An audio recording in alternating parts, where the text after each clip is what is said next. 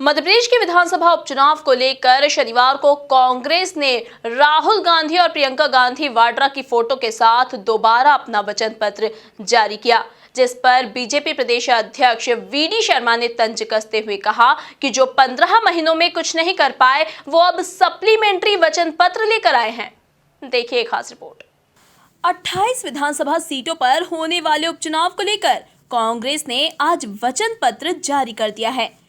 कांग्रेस के वचन पत्र पर प्रदेश अध्यक्ष वीडी शर्मा ने तंज कसते हुए कहा कि जो 15 महीनों में कुछ नहीं कर पाए वो अब सप्लीमेंट्री वचन पत्र लेकर आए हैं। शर्मा ने कहा कि वचन पत्र में जिस तरह वो सीएम शिवराज को कोस रहे थे, उस लिहाज से वो वचन पत्र नहीं बल्कि कोसना पत्र लग रहा है। वार्ता में सभी पत्रकार मित्रों का बहुत हृदय से स्वागत है, अभिनंदन है।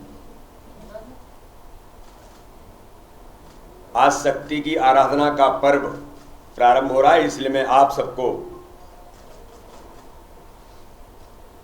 नवदुर्ग जो प्रारंभ हुए हैं उसके लिए मैं आप सबको बहुत बहुत शुभकामनाएं देता हूं, आप सबको बहुत बहुत बधाई देता हूं। आज मित्रों, मध्य प्रदेश के अंदर हो रहे 28 उपचुनावों में कांग्रेस ने अभी अपना एक और वचन पत्र जारी किया है।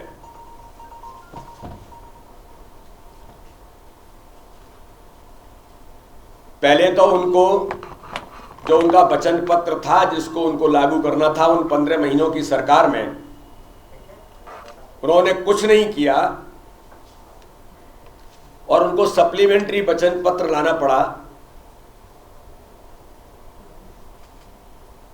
यानी आपने उन 15 महीनों में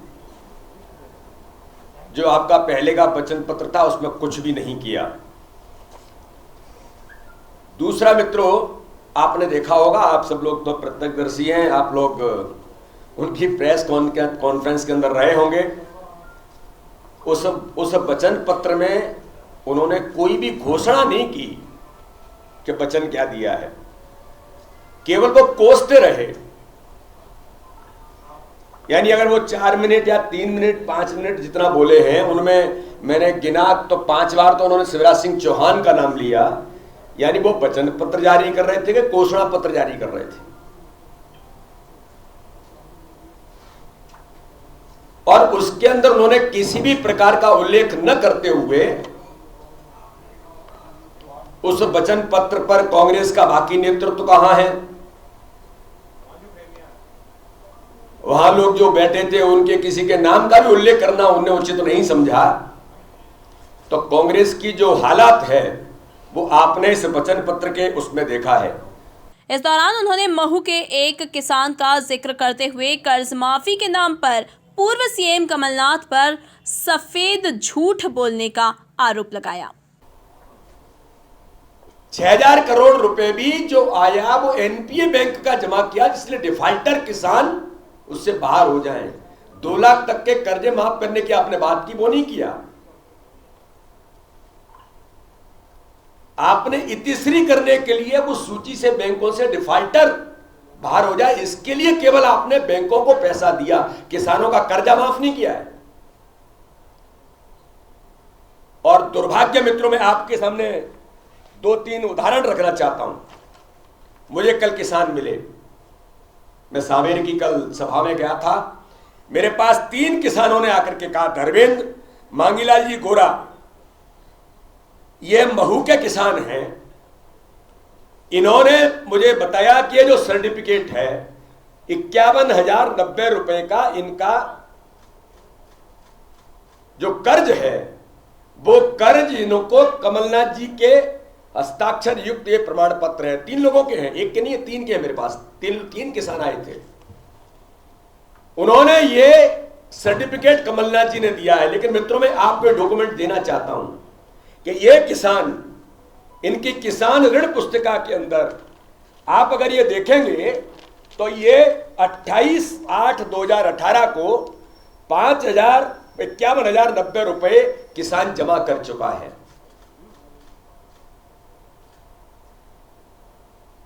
और आप उस किसान के कर्ज माफ करने का सर्टिफिकेट दे रहे हैं।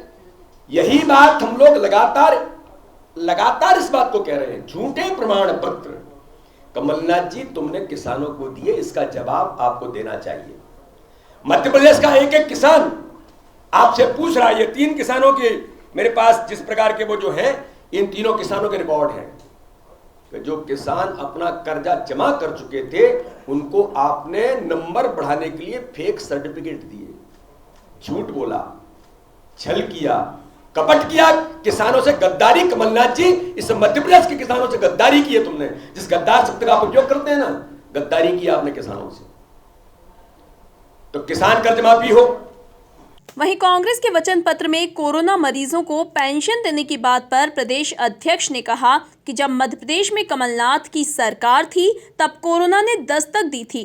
उस समय प्रदेश के जिम्मेदार मुख्यमंत्री ने कहा था कि अभी तो राजनीतिक वायरस है, कोरोना को बाद में देखा जाएगा। अवार्ड की तैयारी के लिए भोपाल के अंदर फरवरी माह में बैठक थी, 17 तारीख शायद, कुछ मुझे लगता है 17 फरवरी ऐसा कुछ है।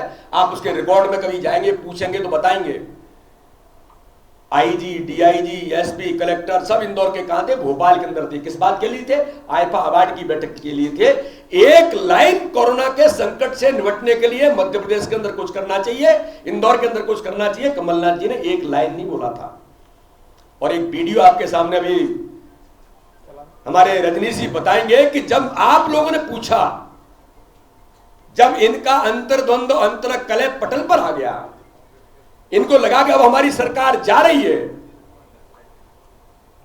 तब मीडिया के मित्रों ने पूछा था कि कोरोना वायरस के बारे में आपका क्या कहना है।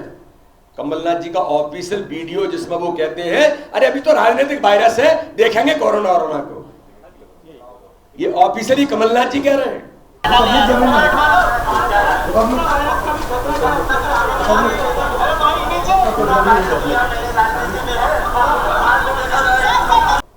ये प्रदेश का जिम्मेदार मुख्यमंत्री जो इस देश का इतना बड़ा राज्य है, क्योंकि उसको कोरोना से प्रभावित होने वाले लोगों की भी चिंता इसलिए नहीं है, वो तो इस देश का सबसे बड़ा उद्योगपति है,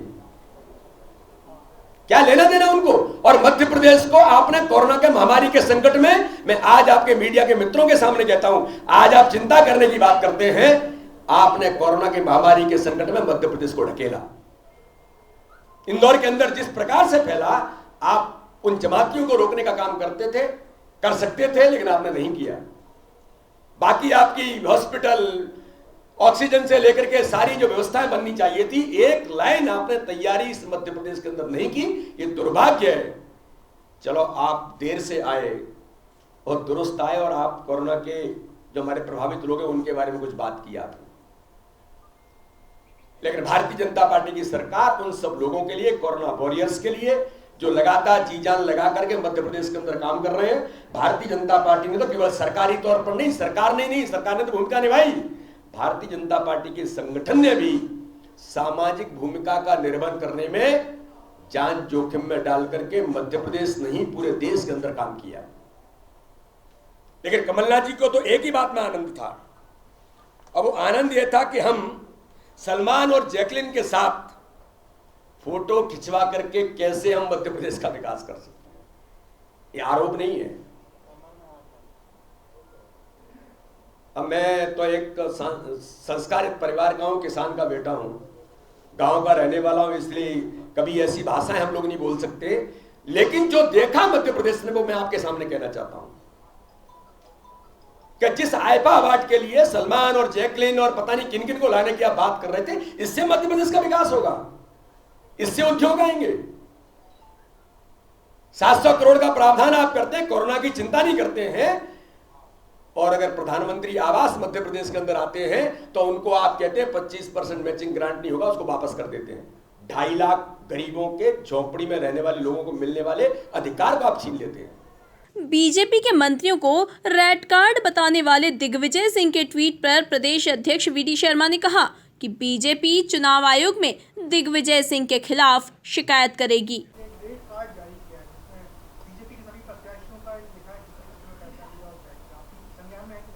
दिग्विजय सिंह इस मध्य प्रदेश के मुख्यमंत्री रहे 10 वर्ष। आपने क्या किया है, मध्य प्रदेश को कहां पहुंचाया, तो जनता ने आपको जवाब दिया। दिग्विजय सिंह जी, आपकी क्रेडिबिलिटी कितनी है ये तो आज का चुनाव कैंपेन कह रहा है, और दिग्विजय सिंह कह चुके हैं इस बात को मध्य प्रदेश के अंदर कि मेरे जाने से वोट कटता है। ये उन्होंने ही कहा है कभी, जैसा मैंने पढ़ा है। पिछले चुनाव में उन्होंने कहा है कि मेरे जाने से वोट कटता है। जिस आदमी की इतनी क्रेडिबिलिटी हो कि उसके जनता में चेहरा देखने से वोट कट जाए, तो क्या ये जनता मूर्ख है मध्य प्रदेश की? क्या इतना बड़ा झूठ दिग्विजय सिंह बोलेंगे और मध्य प्रदेश की जनता मान जाएगी? एक बड़ा झूठ बोलने का प्रयास दिग्विजय सिंह जी, आपने फिर मध्य प्रदेश के जनता को गुमराह करने के लिए झूठ बोलने का अपराध किया है। आपने भारतीय जनता पार्टी के प्रत्याशियों पर जिस प्रकार से आपके पास अगर एक भी कोई साक्ष्य है, चुनाव आयोग के अंदर आप दीजिए, जनता के सामने आइए, और मैं तो कहता हूं कि जो आरोप आप लगा रहे हैं उसको लेकर के जनता के सामने जाइए ना जरा। और इसलिए चुनाव आयोग में भारतीय जनता पार्टी इसकी शिकायत करेगी, इनके ऊपर एफआईआर दर्ज कराएगी, और इन्होंने चुनाव चिन्ह भारतीय जनता पार्टी के राष्ट्रीय दल के चुनाव चिन्ह के साथ भी खिलवाड़ किया है। कुल मिलाकर उपचुनाव को लेकर प्रदेश में सियासी आरोप प्रत्यारोप का दौर अपने चरम पर है। ऐसे में जनता किसकी बातों पर अपना भरोसा जताती है, वो तो 10 नवंबर यानी चुनाव परिणाम के दिन ही पता चलेगा। भोपाल से सुशील यादव के साथ राकेश शर्मा की रिपोर्ट।